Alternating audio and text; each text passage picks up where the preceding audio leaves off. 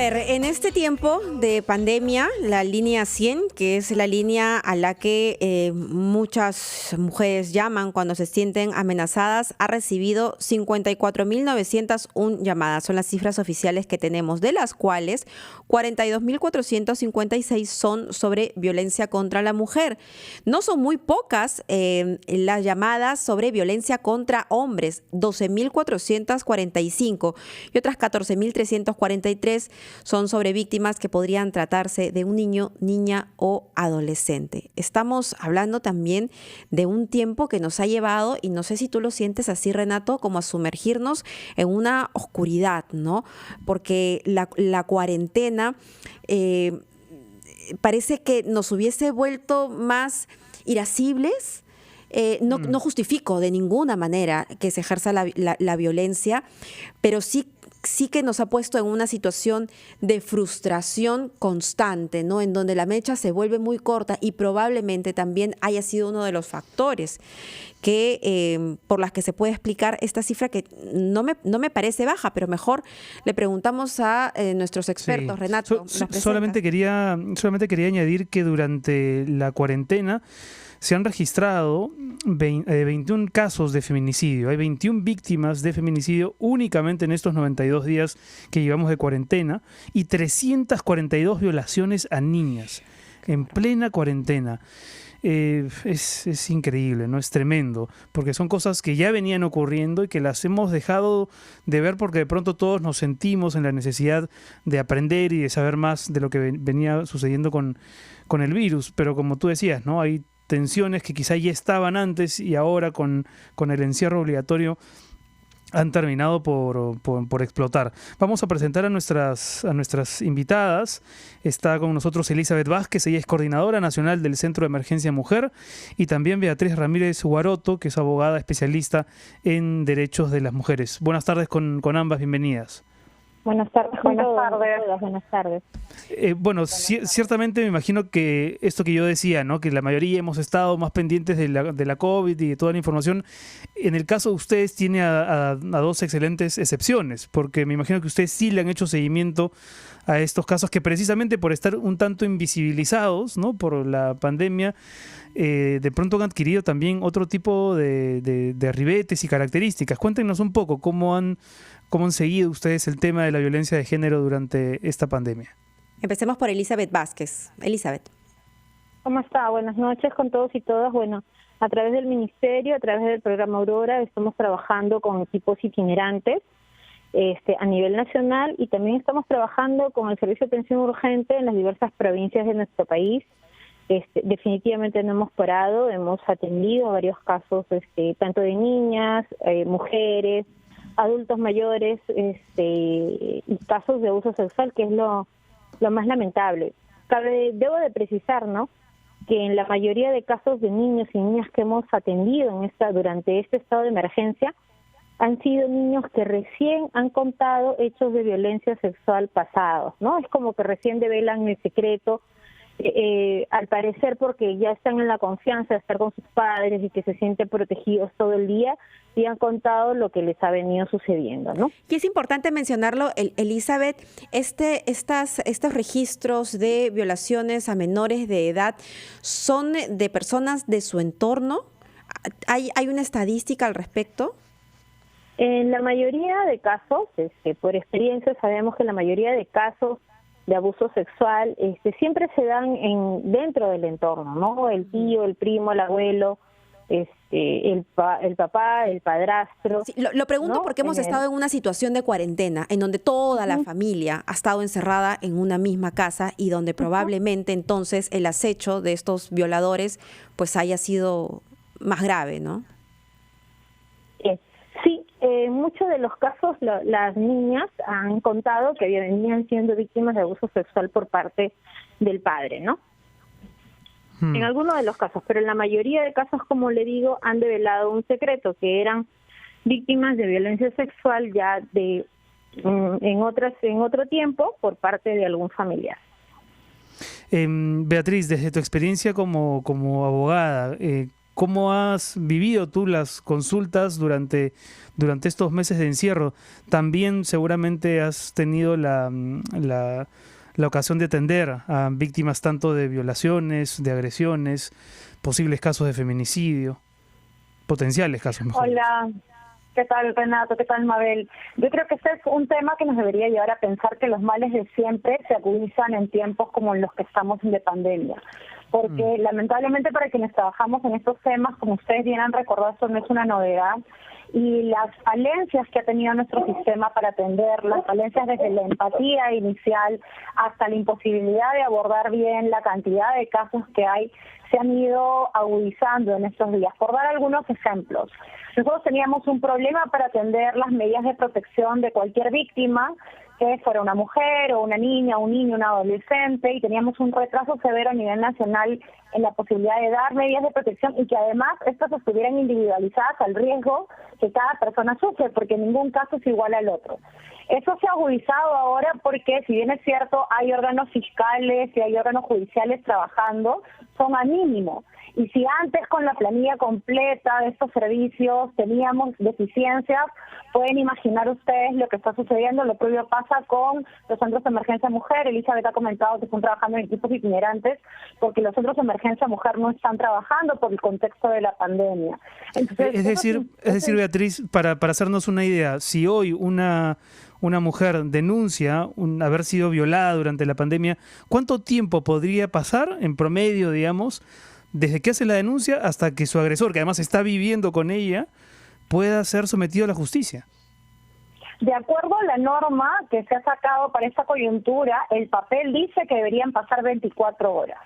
La gran pregunta es si en esas 24 horas se va a obtener una medida de protección que sea ajustada al caso de la persona que denuncia, por ejemplo, que retire al agresor del domicilio, o, por ejemplo, le dé cierto nivel de garantías para su bienestar, como, por ejemplo, contar con una subvención alimentaria y demás, y no sea una respuesta general como la que se le suele dar en todos los casos de cese la violencia, ¿no? Que es algo que lamentablemente ha pasado mucho en el sistema. Entonces, creo que el mensaje para las mujeres es sí, hay que hablar, hay que reivindicar su derecho a una vida libre de violencia, pero también hay que darle un mensaje a nuestras autoridades de que se reconocen los esfuerzos hechos, pero son esfuerzos que necesitan ser repotenciados. Hablamos de la reactivación económica y creo que para las abogadas que trabajamos en estos temas hay que hacer la reactivación ya del sistema de justicia. Sí, y ahí hay un punto... la respuesta provisional, pero hay que retornar de una vez porque así como estamos no podemos seguir. Y ahí hay un punto importante porque si bien yo hablaba de lo frustrados que todos nos sentimos, de la ira, ¿no? Que esto nos puede hacer reaccionar violentamente por la situación de la cuarentena. Si vemos las cifras frías, a inicios de año teníamos un feminicidio cada día y medio aproximadamente, y ya los habíamos comenzado a contar entre enero y febrero. Llega la pandemia y hay una suerte de pausa, además que ya nuestra atención va hacia la situación de salud. Pero Renato había dado la cifra inicial de 21 feminicidios en el tiempo de pandemia. Es decir, la cuarentena sí ha apaciguado esta situación, pero es como ponerle un paréntesis, nada más. Le pregunto a Elizabeth. Ya. Bueno, también yo creo que hemos contado con el apoyo de la Policía Nacional del Perú. A través de la línea 100, cada mujer que ha llamado y que ha solicitado el apoyo, hemos articulado con la Policía Nacional del Perú que se apersonen en el domicilio a fin de verificar cómo está esta señora, llevar la medicina legal y hacer las acciones correspondientes. Yo creo que con eso también la presencia de la policía ha frenado mucho, en algunos casos, las acciones de un agresor, ¿no? Cómo reacciona de un agresor, porque ya sabe que la policía está en la esquina, que los militares están en la avenida. Y entonces ha menguado bastante el tema de la agresividad de ciertas personas.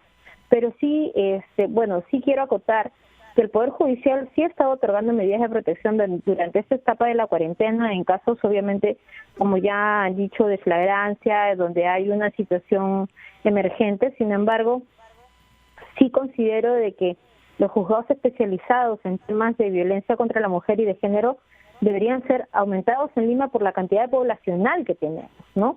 No se dan abasto, sí es cierto, lo hacen con mucha voluntad, y es más, o sea, si bien es cierto, los centros de emergencia mujer no están trabajando como me han referido, estamos trabajando con los equipos itinerantes de urgencia, que sí son profesionales con mucha vocación, con don de servicio y que salen a través de la movilidad, llegan a los puntos más lejanos. Hemos llegado hoy día a Quiara, hemos llegado a Quisquitanchi, llegamos a sitios lejanos de nuestro país, a fin de atender a aquella mujer, a aquel niño que nos necesita.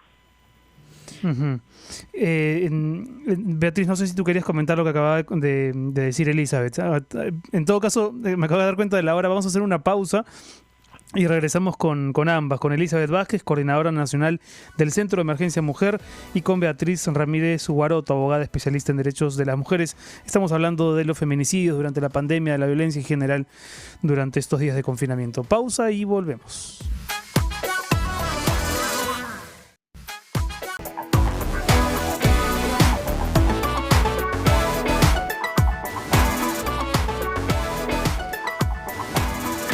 Seis de la tarde con 37 minutos. Continuamos en esta mesa de diálogo sobre los feminicidios durante la pandemia. Comentaba Mabel hace unos minutos que las cifras se han contenido un poco, digamos, que los casos no son tan reiterativos como antes de la cuarentena. Estamos más bien cerca de dejar la cuarentena. ¿Qué previsiones se están tomando para que esas cifras, no que eran tan espantosas al inicio de año si uno las promediaba, ¿no? Era un feminicidio cada 2 días, más o menos.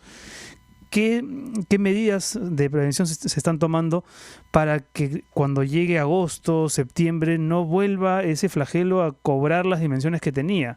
No sé si podemos responderlo, Beatriz. Yo creo, Renato, que vale la pena insistir en lo que comentábamos hace un momento. Hay que forjar una nueva normalidad, y esa nueva normalidad implica reactivar los servicios de justicia, reconociendo que tienen que ser más empáticos y que tienen que estar más fortalecidos y que tiene que ponerse énfasis en una idea fuerte que quiero dejarle a todas las personas que nos escuchan ahora. Las medidas de protección que se den a las víctimas son muy importantes, tienen que individualizarse para cada caso concreto y tienen que ejecutarse.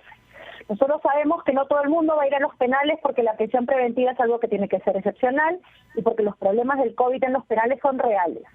Si eso es así, entonces hay un montón de personas agresoras que no van a quedar privadas de libertad y tú necesitas asegurarle a las que denuncian la integridad y su bienestar. Por lo tanto, hay que fortalecer a la Policía Nacional del Perú, hay que fortalecer a los serenazgos, hay que fortalecer a las, por ejemplo, brigadas ciudadanas de protección, las rondas vecinales y demás, para que todo el mundo le ponga el hombro en esa nueva normalidad a luchar por proteger a las víctimas que están en su jurisdicción. Sin eso, lo que vamos a tener es la desidia previa al COVID, y si queremos una nueva normalidad, esa nueva normalidad tiene que garantizarle a las mujeres que denuncian, que tienen la valentía de dar su testimonio ante una autoridad, la posibilidad de que su comunidad les va a responder. Y para eso hay que fortalecer a los servicios, pero también hay que fortalecer la denuncia de la ciudadanía, que bien puede acompañar también que la violencia no se repita y no se tolera en tu comunidad.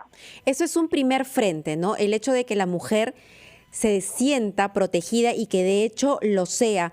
Un segundo frente son las leyes, las penas, pero que lamentablemente no han demostrado que por ser más severas disuadan actos que realmente son monstruosos, ¿no? De parte de estos sujetos feminicidas. Pero hay un tercer frente que también preocupa y que tiene que ver con un proyecto a largo plazo, y es la educación, porque el Ministerio de Educación también estaba comprometido en esto, y la esperanza era que las próximas generaciones pues también puedan dejar de lado ese machismo que termina en violencia.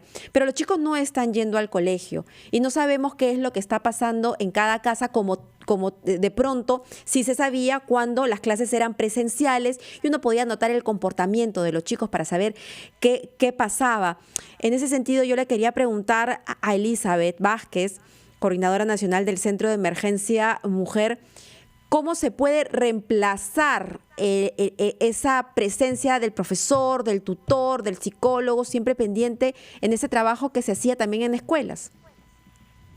Bueno, definitivamente siempre tenemos a un vecino, a un amigo, un hermano, un familiar, que es quien nos da el apoyo, o quien llama a la línea 100, o que directamente tiene la valentía de ir a la comisaría y poner la denuncia, ¿no?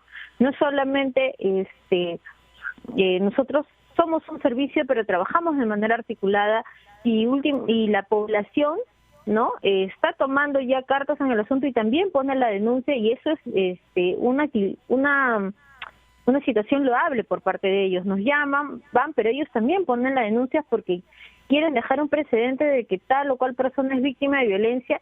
Definitivamente son las personas ahora, es la sociedad en sí quien está alerta a estos casos de violencia, no solo como lo dices tú, en algún momento los profesores o los directores de colegio. Ahora ya tenemos vecinos, transeúntes que se indignan y que defienden cuando hay una persona que es víctima de violencia. Sin ir más lejos, el día de hoy hemos acudido a la casa de una persona adulta mayor en Chorrillos, y los vecinos han salido a decir que esta persona es víctima de violencia.